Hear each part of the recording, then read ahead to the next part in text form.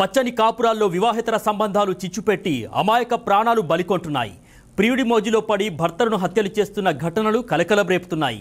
వివాహేతర బంధాలకు అడ్డు వస్తున్నారని పక్కా స్కెచ్ వేసి మరి భర్తల్ని కిరాతకంగా హత్యలు చేస్తున్నారు. ఇలా ఒకవైపు ప్రియుడి మోజులో భర్తల్ని, మరోవైపు ప్రియురాలి మోజులో భార్యల్ని కడదీస్తున్నారు. దాంపత్య జీవితం అర్థమే మారుస్తూ కుటుంబాలను ఆగం చేసుకుంటున్నారు. పచ్చని సంసారాల్లో సోషల్ మీడియా చిచ్చురేపుతోంది. అనైతిక బంధాలు ఆత్మహత్యలు చేసుకునేలా కూడా చేస్తున్నాయి. సోషల్ మీడియాలో అనైతిక బంధాలు కొనసాగిస్తూ పెళ్లి అనే పవిత్ర బంధానికి విలువ లేకుండా చేస్తున్నారు కొందరు. ఇక ఇది వరంగల్ జిల్లాలో జరిగినటువంటి ఘటన. అతను పేరున్న డాక్టర్, సమాజంలో గౌరవ మర్యాదలు ఉన్నటువంటి ఆ డాక్టర్ దారి తప్పాడు.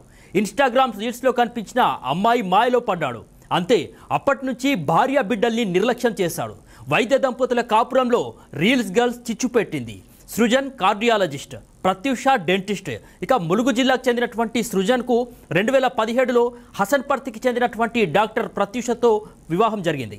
సృజన్ ఎంజిఎంలో అసిస్టెంట్ ప్రొఫెసర్గా పనిచేస్తున్నాడు. ప్రత్యూష ఓ ప్రైవేట్ ఆసుపత్రిలో దంతవైద్యురాలుగా పనిచేస్తుంది.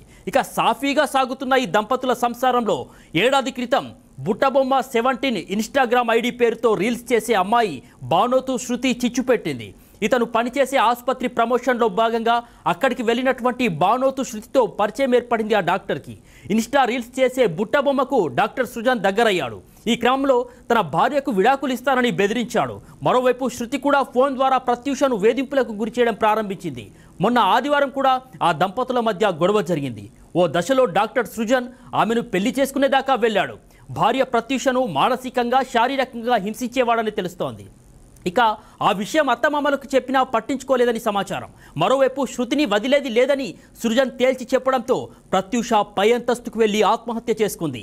రీల్స్ గర్ల్స్ చిచ్చు ప్రత్యూష తను చాలించేలా చేసింది.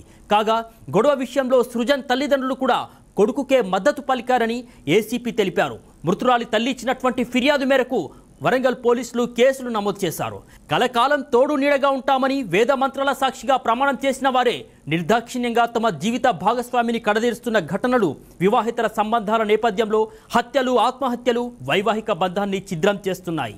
విచ్చలవిడితనం పెరిగిన ఈ ఆధునిక సమాజంలో నైతిక విలువలు వచ్చినప్పుడే ఆదర్శవంతమైనటువంటి సమాజం తయారవుతుందని మేధావుల మాట.